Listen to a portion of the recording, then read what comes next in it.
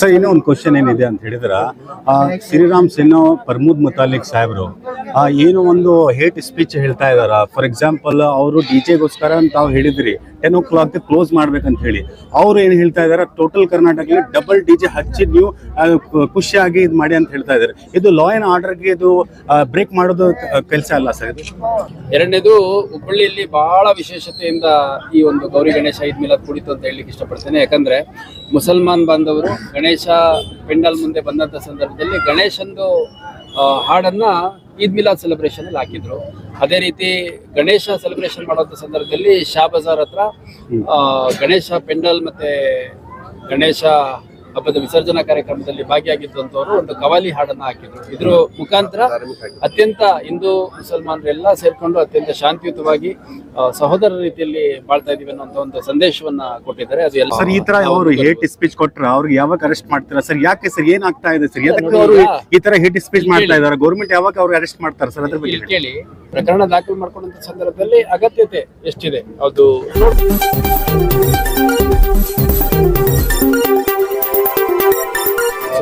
ನಮ್ಮ ಕಸಬಾಪೇಟ್ police station limits ಅಲ್ಲಿ ಇವತ್ತೊಂದು ಸಾರ್ವಜನಿಕ ಸಭೆಯನ್ನು ಆಯೋಜನೆ ಮಾಡಿದ್ರು.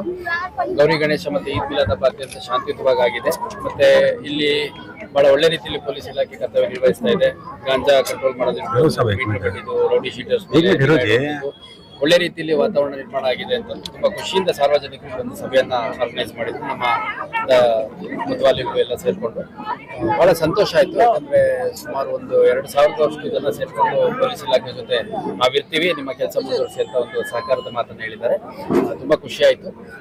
ಮತ್ತೆ ಈ ಸಂದರ್ಭದಲ್ಲಿ ನಾನು ಎಲ್ಲರಿಗೂ ಗೌರಿ ಗಣೇಶ ಮತ್ತು ಈದ್ ಮಿಲಾದ್ ಹಬ್ಬ ಶಾಂತಿಯುತವಾಗಿ ನಡೆಸಿಕೊಟ್ಟಿದ್ದಕ್ಕೆ ಧನ್ಯವಾದ. ಹುಬ್ಬಳ್ಳಿ ಧಾರವಾಡ ಕಮಿಷನರೇಟ್ ಬಹಳ ಚಾಲೆಂಜಿಂಗ್ ಪೋಸ್ಟಿಂಗ್, ಸೊ ಅದನ್ನ ನನಗೆ ಅವಕಾಶ ಮಾಡಿಕೊಟ್ಟಿದೆ ಸರ್ಕಾರ.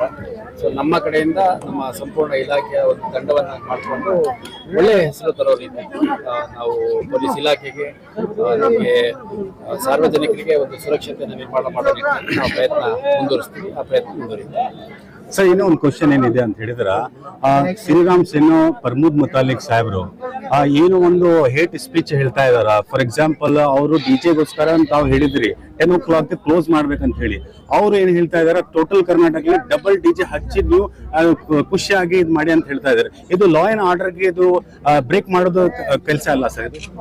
ನೋಡಿ, ಇವಾಗ ಪಬ್ಲಿಕ್ ಅಡ್ರೆಸ್ ಸಿಸ್ಟಮ್ ಏನಿದೆ, ಲೌಡ್ ಸ್ಪೀಕರ್ಸ್ ಯೂಸ್ ಮಾಡುವಂಥದ್ದು ಗೌರಿ ಗಣೇಶ ಮತ್ತೆ ಈದ್ ಮಿಲಾದಲ್ಲಿ 10 ಗಂಟೆಗೆ ನಿಲ್ಲಿಸಬೇಕು ಅನ್ನೋದು ಸರ್ಕಾರದ್ದು ಮತ್ತೆ ಸುಪ್ರೀಂ ಕೋರ್ಟ್ ಸೂಚನೆ ಇತ್ತು. ಆ ಪ್ರಕಾರ ಎಲ್ಲ ಸಾರ್ವಜನಿಕರು ನಡ್ಕೊಂಡಿದ್ದಾರೆ. ಒಂದು. ಎರಡನೇದು, ಹುಬ್ಬಳ್ಳಿಯಲ್ಲಿ ಬಹಳ ವಿಶೇಷತೆಯಿಂದ ಈ ಒಂದು ಗೌರಿ ಗಣೇಶ ಈದ್ ಮಿಲಾದ್ ಕುಡಿತು ಅಂತ ಹೇಳಲಿಕ್ಕೆ ಇಷ್ಟಪಡ್ತೇನೆ. ಯಾಕಂದ್ರೆ ಮುಸಲ್ಮಾನ್ ಬಾಂಧವರು ಗಣೇಶ ಪೆಂಡಲ್ ಮುಂದೆ ಬಂದಂತ ಸಂದರ್ಭದಲ್ಲಿ ಗಣೇಶಂದು ಹಾಡನ್ನ ಈದ್ ಮಿಲಾದ್ ಸೆಲೆಬ್ರೇಷನ್ ಅಲ್ಲಿ ಹಾಕಿದ್ರು.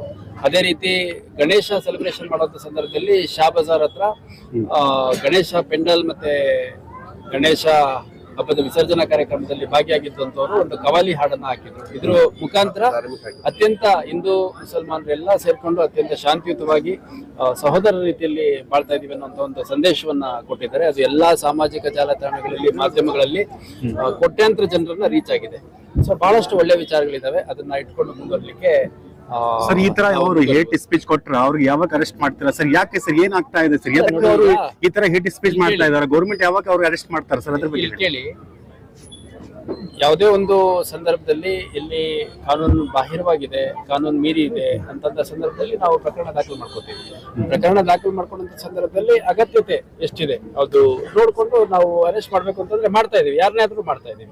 ಸೊ ಹಂಗಾಗಿ ನಾನು ಎಲ್ಲರಲ್ಲೂ ಮನವಿ ಮಾಡುವಂಥದ್ದು ಒಂದು ಒಳ್ಳೆ ವಾತಾವರಣ ನಿರ್ಮಾಣ ಮಾಡ್ಲಿಕ್ಕೆ ಎಲ್ಲರೂ ಸಹಕರಿಸೋಣ.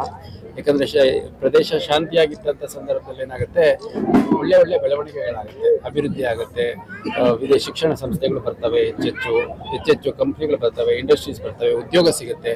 ಆಗ ಜನಕ್ಕೆ ಒಂದು ಸಮೃದ್ಧ ಜೀವನ ಬದುಕಲಿಕ್ಕೆ ದಾರಿ ಆಗುತ್ತೆ ಅಂತ ಸಂದರ್ಭದಲ್ಲಿ. ಸರ್, ಹಳೆ ಹುಬ್ಬಳ್ಳಿಯಲ್ಲಿ ತುಂಬಾ ಪ್ರಕರಣಗಳು ಆಗ್ತಾ ಇದಾವೆ ಅಂತ ಹೇಳಿ ಕೇಳಿ ಬರ್ತಾ ಇದೆ. ಹೌದಾ? ಜಾಸ್ತಿ ಅಂತ ಹೇಳಿದ್ರೆ ಅಲ್ಲಿ CC ಕ್ಯಾಮ್ರಾ ಯಾಕೆ ಆಫ್ ಇದಾವೆ ಸರ್? ನೋಡಿ, CC ಕ್ಯಾಮ್ರಾ ಒಂದು ಮಾಧ್ಯಮ ಅಷ್ಟೇ, ಕ್ರೈಮ್ ಪ್ರಿವೆನ್ಷನ್ಗೆ ಅಥವಾ ಲಾ ಅಂಡ್ ಆರ್ಡರ್ ಸಿಚುವೇಶನ್ ಅಲ್ಲಿ ಮಾಡ್ಲಿಕ್ಕೆ. ಈಗ ಇಷ್ಟು ಸಾವಿರಾರು ಜನ ಇದ್ದಾರೆ, ಅವ್ರ ಕಣ್ಣಿಗಿಂತ ದೊಡ್ಡ CC ಕ್ಯಾಮ್ರಾ ಬೇಕಾ? ಅವ್ರಿಗೆ ಗಮನ ಹರಿಸ್ಬೇಕು, ಏನ್ ನಡೀತಾ ಇದೆ, ಎತ್ತಾ ಇದೆ ಅಂತ. ಅದೇ ಏನ್ ನಡೀತಾ ಇದೆ, ಎತ್ತಾ ಇದೆ ಅಂತ ನೀವ್ ಹೇಳಿದ್ರೆ ಅದಕ್ಕಿಂತ ಮನೆ ಮನೆನೂ CC ಕ್ಯಾಮ್ರಾ ಹಾಕ್ಬೇಕು. ನಾನು ಈ ಸಂದರ್ಭದಲ್ಲಿ ಹೇಳಲೇಬೇಕು, ಮೊನ್ನೆ ಒಂದು ಕೇಸ್ ಆಯ್ತು ನಮ್ಮ ಅಶೋಕ್ ನಗರ ಪೊಲೀಸ್ ಸ್ಟೇಷನ್ ಅಲ್ಲಿ. ಒಂದು 52 ವರ್ಷ 53 ವರ್ಷದ ವ್ಯಕ್ತಿ ಒಂದು 7 ವರ್ಷದ ಮಗುಗೆ ಲೈಂಗಿಕ ದೌರ್ಜನ್ಯ ಮಾಡ್ಬಿಟ್ಟ. ಸೊ ಪ್ರಕರಣ ದಾಖಲಾಗಿ ಅವನ ಅರೆಸ್ಟ್ ಆದ.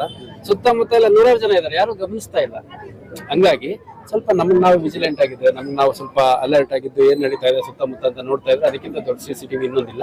ನಾವ್ ಹೇಳ್ದಂಗೆ CC ಕ್ಯಾಮ್ರಾಗಳಿದ್ರೆ ಯಾರು ಸ್ವಲ್ಪ ಕಾನೂನು ಬಾಹಿರ ಚಟುವಟಿಕೆಗಳು ಇರ್ತಾರೆ ಅವ್ರಿಗೊಂದು ಭಯ ಇರುತ್ತೆ. ಒಂದು ಟ್ರಾಫಿಕ್ ವೈಲೇಷನ್ ಇಂದ ಹಿಡಿದು ಪ್ರತಿಯೊಂದು ಭಯ ಇರುತ್ತೆ. ಆ ನಿಟ್ಟಿನಲ್ಲಿ ಸ್ಮಾರ್ಟ್ ಸಿಟಿ HDMC ಸೇರ್ಕೊಂಡು ನಮ್ಮ ಇಲಾಖೆ ಜಿಲ್ಲಾಡಳಿತದ ಜೊತೆ ಇನ್ನು ಹೆಚ್ಚೆಚ್ಚು ಏರಿಯಾಗಳನ್ನ CCTV ಕವರೇಜ್ ಅಲ್ಲಿ ತರುವಂತ ಪ್ರಯತ್ನ ನಮ್ಮ ಕಡೆ ಮಾಡಿ. ಸರ್, ಇನ್ನೊಂದು ಕ್ವಶನ್ ಇದೆ. ಇದು ಕಾನ್ಸ್ಟೇಬಲ್ ಯಾರು ಬರ್ತಾರಲ್ಲ, ಇದು ಕ್ಲೋಸ್ ಮಾಡ್ಲಿಕ್ಕೆ 10 o'clock 10:30ಗೆ ಅವರು ಸರಿಯಾಗಿ ಮಾತಾಡಲ್ಲ ಸರ್.